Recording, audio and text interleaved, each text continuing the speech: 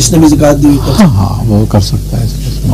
ये जो आते नए पढ़ने के लिए जो थर्ड होती है शुरू से वैसे एक बात बताऊँ मैं तुम्हें, हम लोगों ने बहुत बरती की इजाजत दे दी लोगों को, वरना मियाँ साहब बड़ी सख्ती रखते थे इसकी। हमारे अक्सर पीर भाई बरती नहीं जानते होगे, नाम भी नहीं सुना उन्होंने कभी। मैं भी बरती नहीं जानता था कि बरती क्या है। बस वो आयत थी एक कुरान पाक की ना, हज़रत सुलेमान अलैहिस्सलाम की आयत है वो, इन्ना सुलेमान व इन्ना बिस्मिल्लाहिर्रहमानिर्रहीम अल्लाह ताला अलैहि व आतिनी मुस्लिमीन। तो इसका मैंने अमल किया। अच्छा, मैंने बिस्मिल्लाह की ज़कात तो दी भी थी, तो मैं इसका अमल कर रहा था। अच्छा, इसका अमल काहे के लिए कर रहे थे कि किसी पे हाजिरी लेने के लिए, किसी पे जिन बुलाने के लिए। तो वो इसका अमल, वो एक साहब हमारे दोस्त थे, तो वो इसके आमिल थे, तो मुझसे कहने लगे यार तुम इसका अमल कर लो। तो मैंने कहा अच्छा। तो मैं कर रहा था, तो मैंने क्या देखा कि कोई बुजुर्ग बैठे हुए ना बरहती पढ़ रहे हैं। अच्छा, मुझे नहीं पता था बरहती पढ़ रहे हैं, लेकिन दो जो थे ना नाम मुझे याद रह गए, और ये बरहतन याद रह गया मुझे। अब मैं बोला यार ये बरहतन क्या है। खैर कोई बात नहीं, मैंने मियाँ साहब से, अपने पीर भाई से पूछा, इरफान मियाँ से, मैंने कहा बरहतीन क्या है। तो कहने को किसने बता दी। मैंने कहा मैंने ख्वाब में देखी है कि कोई बुजुर्ग बैठे हुए पढ़ रहे हैं, लेकिन वो कुछ ज्यादा लंबा कलाम है जो वो पढ़ रहे हैं। कहने को तू क्या कर रहा था। मैंने कहा मैं तो याद कर रहा था। कहने लगे ये मियाँ साहब बताएंगे। मैंने कहा तुम्हें पता ही नहीं है, ये बताओ पहले तो। कहने लगे मुझे पता तो है, लेकिन मुझे इजाजत नहीं है।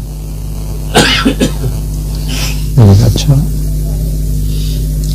3-4 दिन के बाद मियाँ साहब आए, तो मैं गया, मैंने कहा चलो मियाँ साहब से पूछूंगा मैं जाके। हम जाके बैठे और लोग बैठे हुए थे थोड़े से, तो मैंने कहा जब लोग छठे तो फिर मैं बात करूं। तो मियाँ साहब ने खान मियाँ को बुलाया, बोले इधर आओ। बोले हाँ। बोले वो बरतन शरीफ लिख के नहीं, 2 तारीख।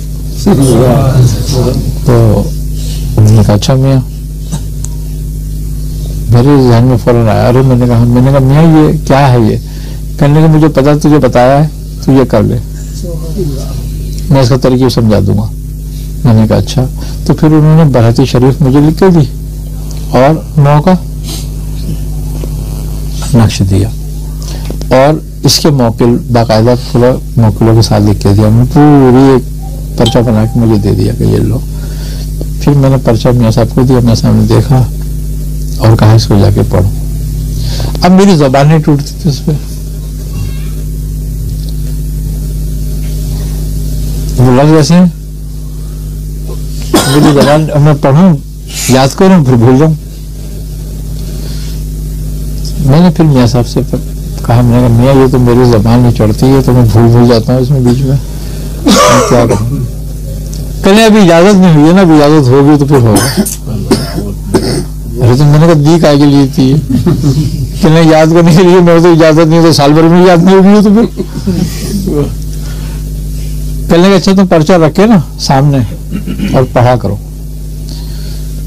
तो फिर मैं क्या करता कि पहले पानी रखता गिलास का, फिर सरकार दो आलम सल्लल्लाहु अलैहि वसल्लम, हजरत अली, सरकार वास पाक, हजरत सुलेमान अलैहिस्सलाम, इन सब की नजर करता और फिर बाद में बैठ के पढ़ता। तो 9 मरतबा कहा था पढ़ने को मुझसे, 1 घंटा लग जाता मुझे 9 मरतबा पढ़ने में। मैं कहता है ये तो बड़ा जंजाल है, किस चक्कर में पढ़ोगे, 1 घंटा खराब हो जाता है। फिर मैंने मियाँ साहब से कहा, मैंने कहा मियाँ मुझे तो 9 मरतबा पढ़ने में 1 घंटा लग जाता है, अगर 45 मरतबा बता दी तो 5 घंटे का अमल हो जाए। तो मजा फरमाने लगे, बस तो यूज कर लिया इसका खाली। मैंने कहा फिर मैं 1-2 दफा पढ़ लिया करूंगा, नहीं कि पढ़ना नहीं दफा है। मैंने कहा अच्छा। फिर वो आस्ते आस्ते रवानी आ गई। तो समझ लो मियाँ साहब के विशाल से या जाने से 10 दिन या 12 दिन पहले मियाँ साहब ने इसकी इजाजत दी थी। नेक्स्ट 15 का मैंने उनके सामने ज़कात दे दी थी पहले, लेकिन इसकी इजाजत उन्होंने मुझे अपने विशाल से 10-15 दिन पहले दी थी बराती शरीफ की। ये भी इतने खास वज़ाइफ है, फिर उनको इस तरीके से आम कर देना।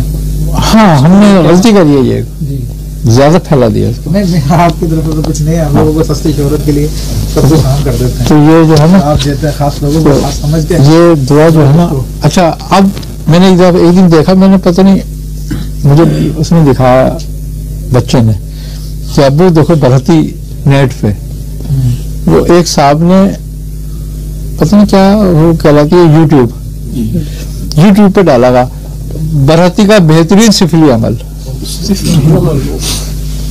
अभी मैंने कहा ये कौन बदमाश है, उसको ये भी नहीं पता कि बरहती क्या है। उन्हें काला जादू लिखा हुआ बरहती को। अब ऐसे तो लोग आए हैं,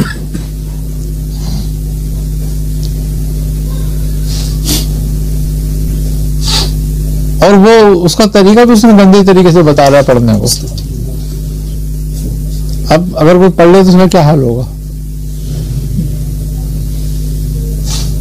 अब वो कलाम जो अंबिया पे उतरे हैं,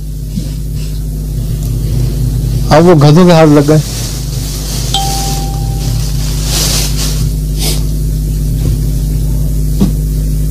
आई ना समझ बस।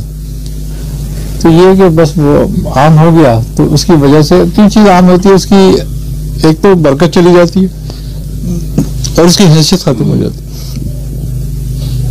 नाहिल को चीजें देना तो वो एक ऐसा है ना कि जैसे सुअर के गले पहाड़ डाल, बस ऐसा ही है। लेकिन ये कि चलो चहलकाव वगैरह हुई या और दूसरी दुआएं हुई खास जो सामने हैं लोगों के, वो तो आम है। मामूलात मशाइख से वो अपने मरीजों को भी इजाजत देते रहते हैं सबको कि भी पढ़ते रहो, तो ये तो कोई अलग बात है। लेकिन वो दुआ जो अंबिया से खास हैं, जैसे कि सैफी शरीफ हुई, जैसे कि दुआ बरहती शरीफ हुई, इस तरह की जो दुआएं हैं ना, इसी तरह दुआ बशमख हुई, ये हजरत ईसा अलैहिस्सलाम पे उतरी थी। इसी तरह दुआ करशिया है जो हजरत इदरीस अलैहिस्सलाम की थी। तो इस तरीके की जो चीजें हैं ना, ये हम जो आम लोगों को बता देते हैं ना, ये बड़ी खतरनाक है। इससे एहतियात सरकार द्वारा इजाजत ली देगी। इसी की इजाजत आमतौर पर बुजुर्ग नहीं देते। हजरत गौस मोहम्मद गवालियर रहमतुल्लाह अलैह ने इसके बाद में बड़ा कुछ लिखा है इसके बारे में। और बुजुर्ग इन चीजों की इजाजत के लिए ना 500-500 800 कोस पैदल चल के जाया करते थे लेने के लिए, और फिर सालों उनकी खिदमत में रहते थे। जैसे आपके हमें क्या तालीम होगी कि अगर हमें आपने कोई इजाजत दे रखी है, तो अगर हम आगे किसी को देना चाहें क्या शर्त है? देखो अब इसमें और तो कोई शर्त है नहीं, अगर देखा जाए तो इसमें शरीयत बाशरा की है कि वो बाशरा हो, वो लालच ना रखता हो। कैसे पता चलेगा? नहीं तो वो तो सोबत से पता चल जाता है आदमी कैसा है, कितने दिन। फौरन ना बताओ ना किसी को, 2-4-6 महीने रखो जरा अपने साथ उसको। जैसे अगर जब तक कि कोई चीज नहीं आती तो उसका लालच समझ में नहीं आता। अगर ये पता चल जाएगा ये उसको शर्त के साथ दे दो, शराइत लगा के दे दो। अब तुम्हारी इजाजत के बाद जब शराइत हो जाएंगी ना, तो फिर वो शर्तों के साथ हो जाएगी, मशरूत हो जाएगी, और जो एक भी शर्त को उसकी रद्द करेगा फैस चला जाएगा उसके पास से उसका। इसमें ये आवाम के लिए तो जैसे हादीस करीमा में वज़ाइफ आए हैं, वो बहुत अच्छे हैं, और कुरान की आयतें हैं, बहुत अच्छे हैं वज़ाइफ, वो देना चाहिए आवाम को ताकि वो लोग कुछ उसकी तरफ आए। अब वो असल में बात ये है ना कि अगर हम वो सीधे सीधे किसी को बता देते हैं तो उनकी समझ में नहीं आती। अब लोगों को अटेंशन देने के लिए ऐसी चीजें निकाल